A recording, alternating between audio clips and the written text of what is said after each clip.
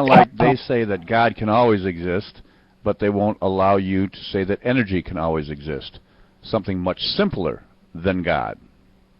The whole thing with me of knowing that there were never any gods and never will be is kind of twofold. One is to put the idea of a staunchness, understanding that they haven't run across, that there is somebody, once again, on the other side of the fence that is so steadfast in their understanding that there is no God. They've never met somebody like that. Well, now you have.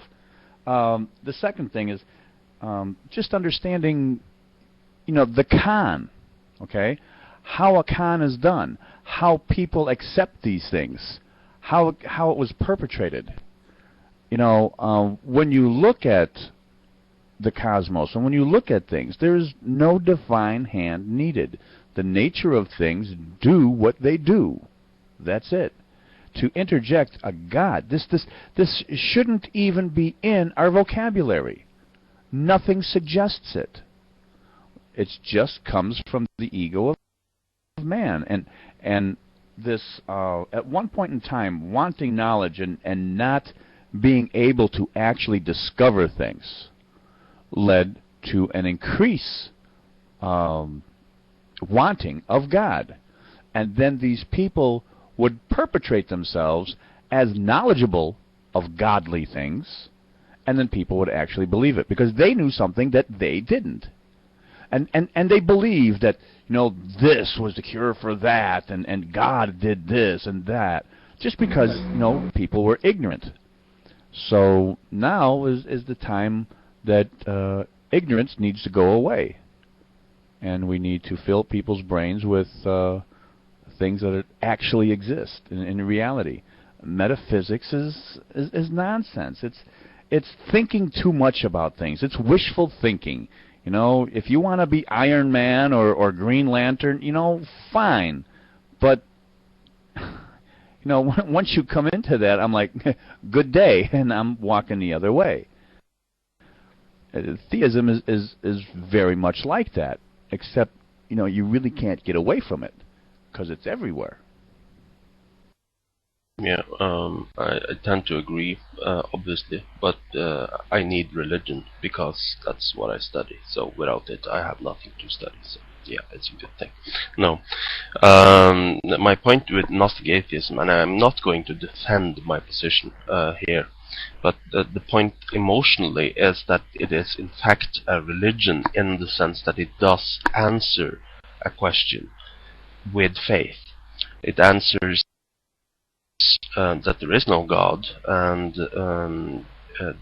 that's your point, your flat point. That's where you stand. So you stand on a positive claim, and as such, so does religion. And in that, a Gnostic atheist, the difference between a religious person, a mainstream religious person, and a Gnostic atheist is that the Gnostic atheist usually knows that he is religious and has a religious position. And he's not going to hide from that at all. The thing is that he will stand on an absolute and answer things from that direction, and that works very well in empiricism. So it's a good way to observe the world, to get to understand the world. When you debate religion, however, and debate metaphysicals, the Gnostic atheist does not do well because he will, ridicule even the notion that there is a God. And a Gnostic atheist usually has always been an atheist. And a few atheists don't actually know that they are Gnostic atheists. They don't get that they have a belief, but they do, and we do. It's a belief, and I don't think any Gnostic atheist is going to tell you that he does not believe. That's not usual at all. I think, oddly enough, if the large number of individuals that are atheists, I think for the most part, that the problem seems to come not so much with the idea that there may be a God or a creator force or something like that. I think it comes more from a problem with the dogma that is built up around that idea. I think if it wasn't for the mass amounts of dogma, the idea of a creative force would be left aside, and it would probably exist in nothing else outside of philosophy, and just kind of be an intellectual query. The problem I think that most people have, however, is whenever you start getting dogmatic about it and start giving reasons that directly conflict with empiricism, that actually makes God the problem. It's not so much God, it's what people do with it. Well, what people do with it is basically why I'm in for this.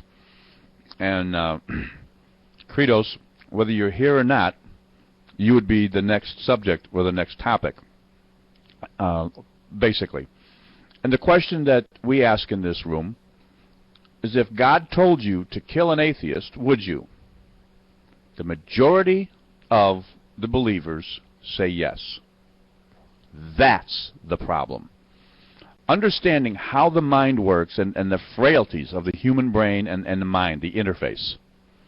It is so easy for that little baby step to go from, a semi-rationale to just that little baby step to cross the line. God told them to do something. They know it's God. The dopamine is dumped in. They know it's God talking to them, so they grab a hold of a gun and they talk themselves into shooting somebody. Because religion is just talking yourself into the religion on a consistent basis. So, if God tells you, you talk yourself into it.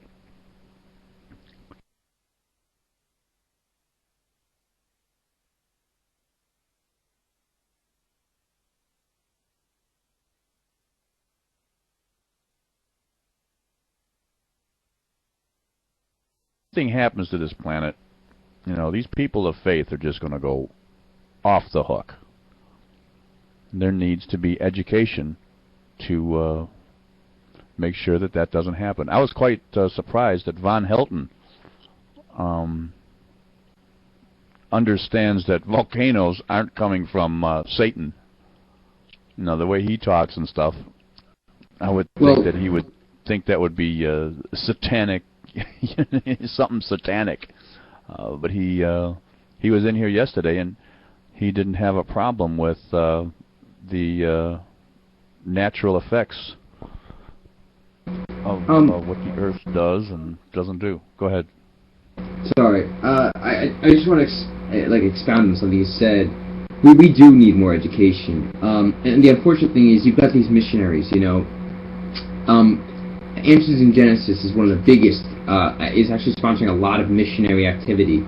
And one of the biggest things is they go to these third world countries where the standard of education is, of course, very low. These are agrarian, primitive societies that really don't have much in the way of good public education. And so they come with creation science. They come with explanations pertaining to global floods, geological strata, all this stuff. And of course, these people don't know any better, so they con them into it. And before you know it, they become Christians. And it's because these people aren't educated enough that they fall right into this trap of pseudoscience.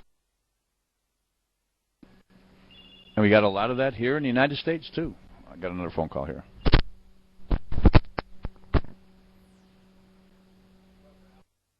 I was just going to use voice to answer Joe's question. Is that, and this is actually really tricky with Christianity.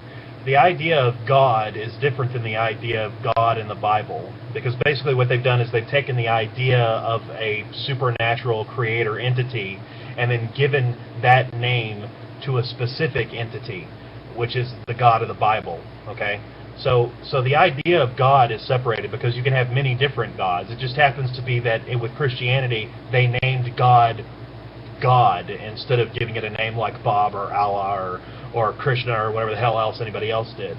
But to say that the Bible is the about the idea of God, I don't think is correct. It's about a very specific interpretation of the idea of God, and that's what people have a problem.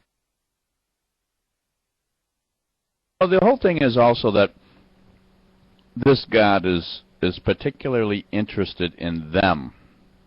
You know, each person has their own God that they made up in their heads, because nobody really has the same understanding of what God is. One Christian next to the next one, they have a different understanding. They have a different need or want or desire of God. And everybody makes God in their own image, the image that they want this God to fulfill. Clearly showing it's from the ego. Clearly. That's my biggest problem with Christianity, is all the cherry picking. Come on, man. You guys are alive today because of that cherry picking.